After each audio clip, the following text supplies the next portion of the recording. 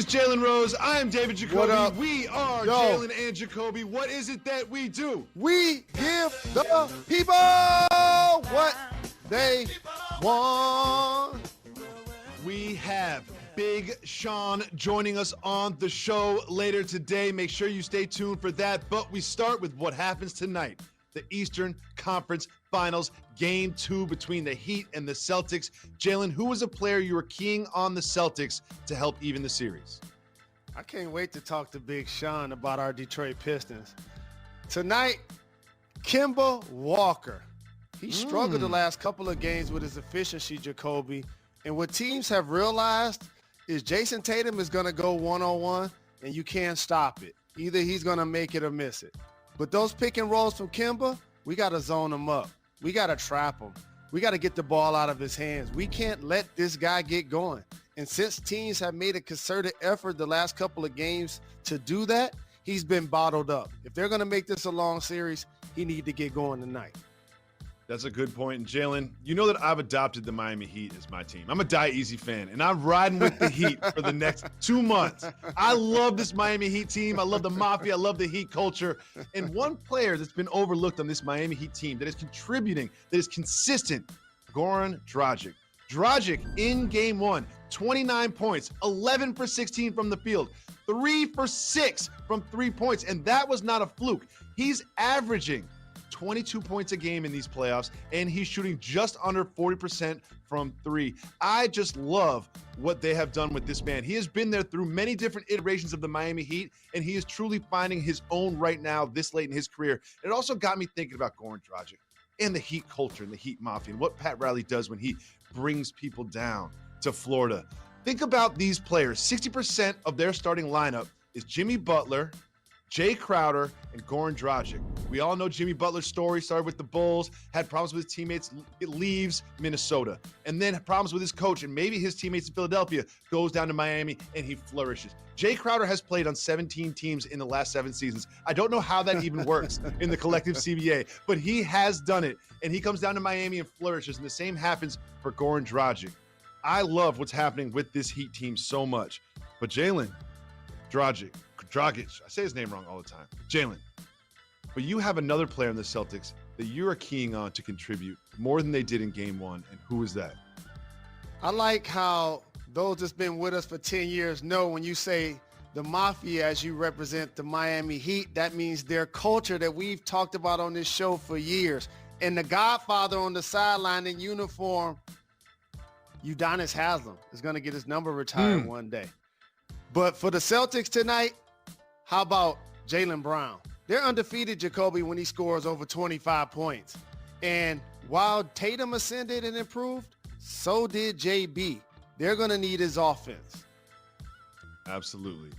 JB, like you said, when they score 25 points, they are undefeated. And sometimes he shows flashes of that Tatum-like leap to stardom, and he's going to be needed in Game 2 if they're going to even this series against the Miami Heat.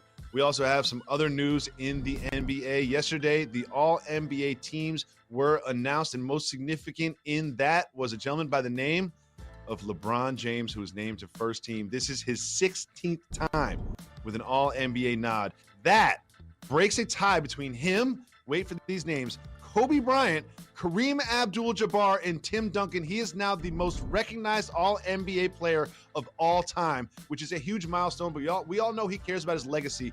What's another milestone do you think that he's looking to add to his trophy case? He can do that really soon in the bubble. That's a 4th championship. That's a 4th finals MVP.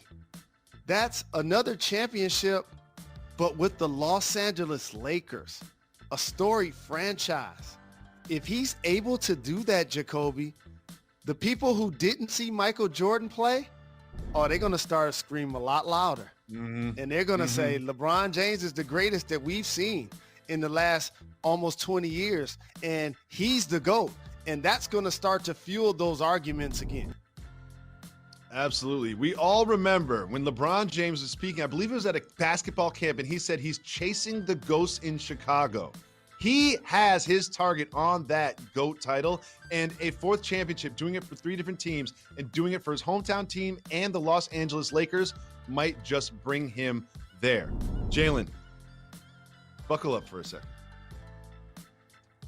I have figured something out. I've been reading the tea leaves, and I have come to a conclusion. I have a conspiracy theory that I would like to present to you, Jalen.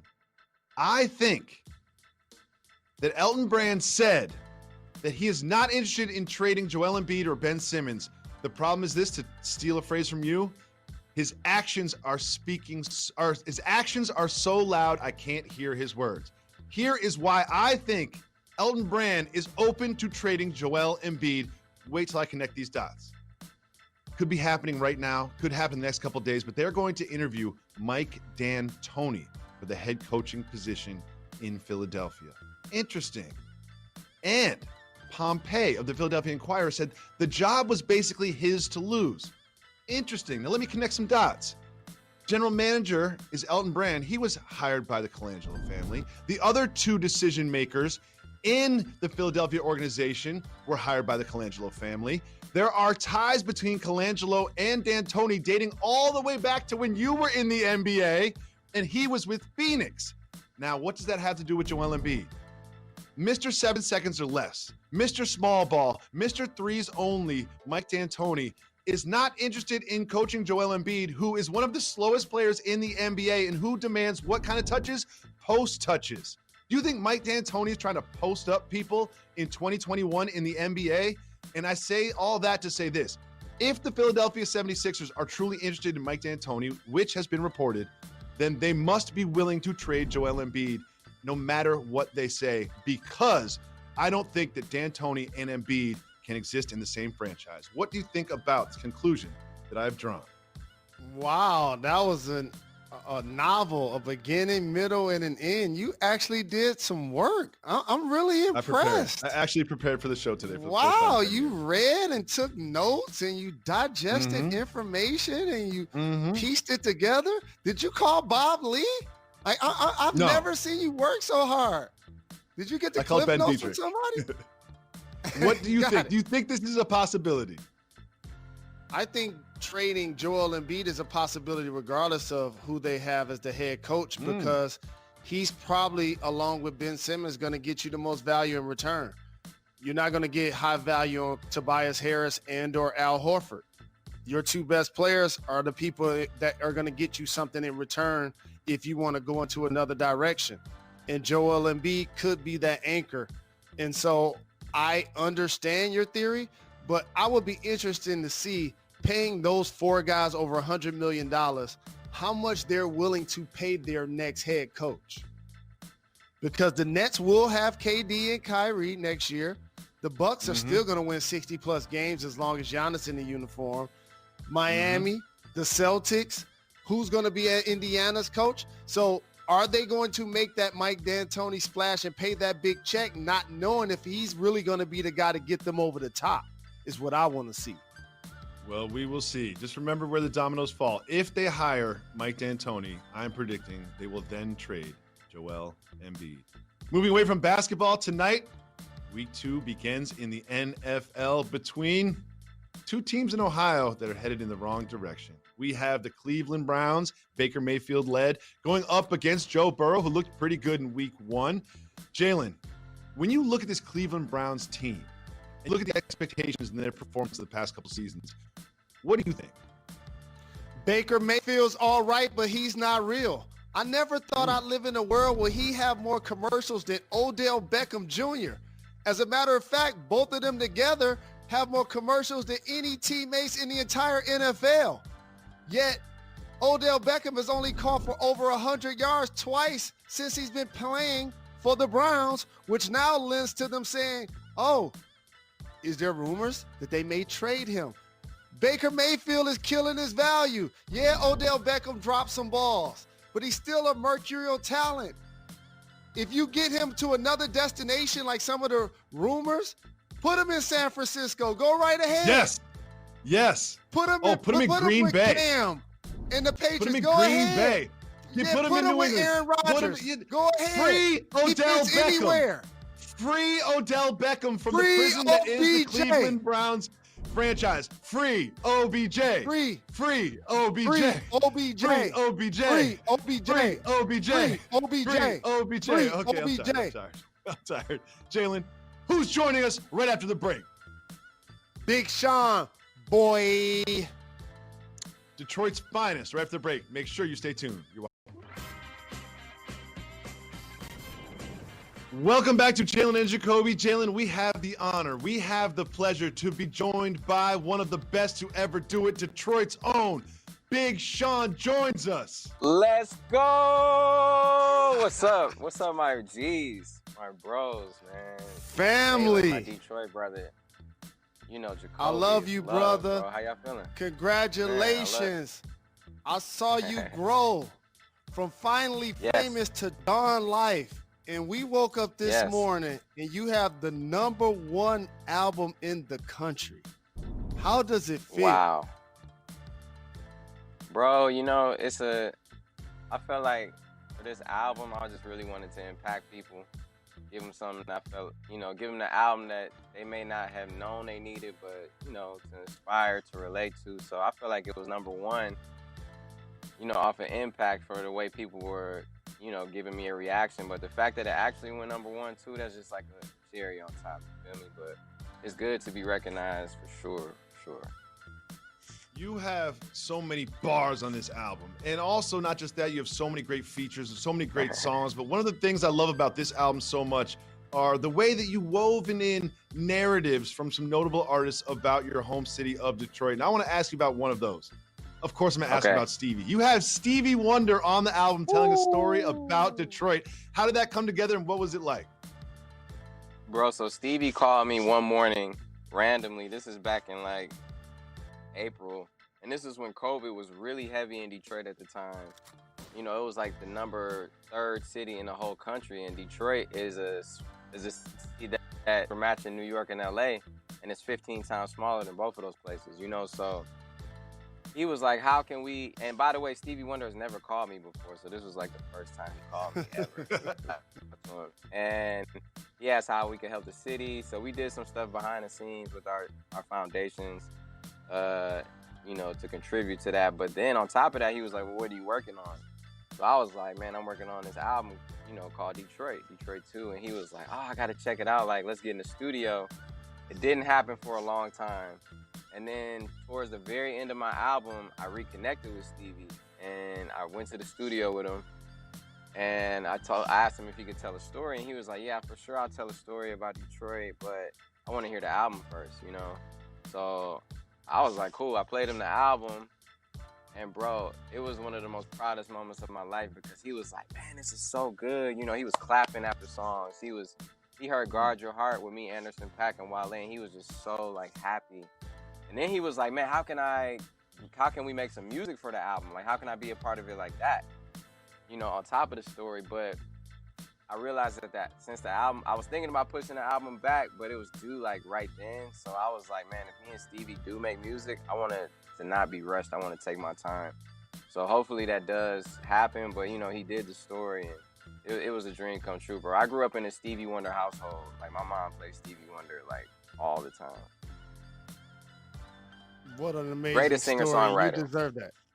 Absolutely. Yeah, thank you, greatest writer, legend of all time. Decades on decades. What, he got 5, 6 decades? I mean, at least, bro. I mean, it's not even a question. You know what I'm saying? So it was incredible. And then Dave Chappelle, too, and Erykah Badu, man. It was just, I was extremely blessed. And I wanted it to feel like I was bringing a festival to Detroit. You know, that's why I had so many features. My last album before only had like 2 or 3 features. But I wanted this to feel like people showing respect and paying homage to the city that aren't from the city too, you know, because that just added a different layer to it. You did that, family, and you see me with my modern day Coogee, my frames, bossing up before every show, Detroit helmet, Michigan helmet. It don't stop. Of course. And one of the things it don't stop.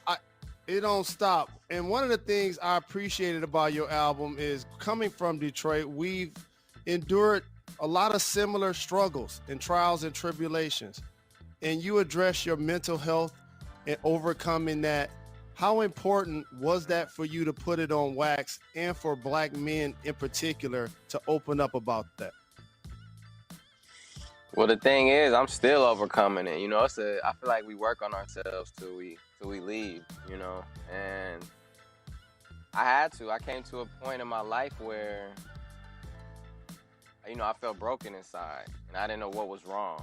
You know, and especially me doing what I wanted to do my whole life. You know, which was my dream, was to do music and to do something I love. So I was very confused that at this point in my life, you know, where I wasn't happy. And I realized that it was deeper than just me doing what I wanted to do. It was a lot to do with my emotions and me never dealing with my emotions and me never putting myself first. I always did it for everybody around me, my mom, my family, my brothers, my friends, putting them on, but I never took care of myself first.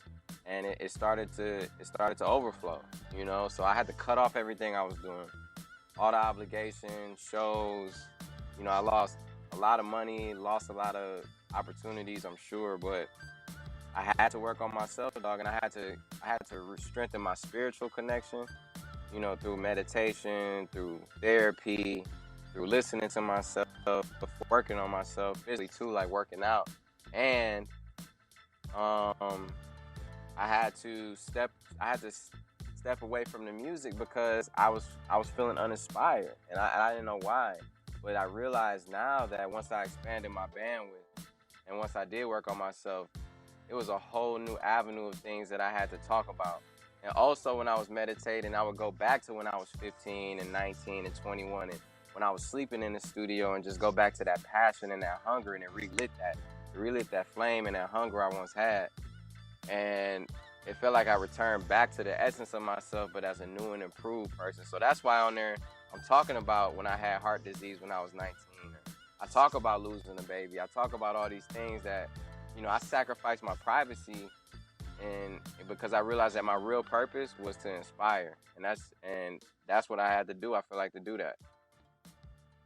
Well, that's amazing. And all of that sort of self-help certainly shows up in the bars that you laid down in this album. But since you're in Detroit and you rep Detroit, there's something I need to ask you about, and that is the status of Detroit sports right now, because it is not good. I mean, when you take a look at all of the different teams in Detroit, look at this. We got the Lions. They are trash. The Tigers are trash. The Red Wings are trash. The Pistons are trash. Like, the city of Detroit deserves better from their sports teams, man. The city of Detroit deserves better. Now, don't come at us like, okay, maybe currently, but we've brought championships. We brought Stanley Cups to the crib. You know what I'm saying? We've had the best teams a lot of times. Okay, go blue. We know what's going on. But I am gonna say that I feel like the Lions do need to maybe figure out, because there is a Lions curse I feel like going on. We need to figure out what's going on the administrative side, you know, and change some things there. But I feel like the Lions have a great potential though. Okay, I know we won it. I know we 0-1. It is what it is though. You know. How about this though? While you trying to clown Detroit professional sports, I want to go back to the album real quick.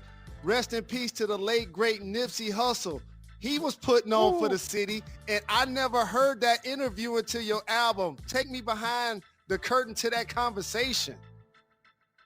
Man, he just was, you know, Nipsey just was, he loved the city of Detroit. And first of all, me and him, you know, I know Nipsey since 2008, and then we were on a XXL freshman cover together in 2010, and that was a big moment for us. That was our first magazine cover. And, you know, we've been tight ever since, so it's like we were sending music back and forth, and, you know, always talked about, like, man, we need to get back up with each other. Like, we would always run into each other, and he loved that relationship I had with my mom. He was like, man, I love how you are with your family, because he was family oriented too, and we shared a lot of the same beliefs when it came to like holistic medicine and like all these different things. So, you know, at the time when I first started working and had the beat for Deep Reverend, I was going through that period that I was talking about where I just wasn't inspired. I was still like trying to figure it out.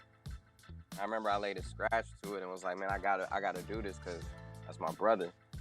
And Hit Boy was the one who linked it all together.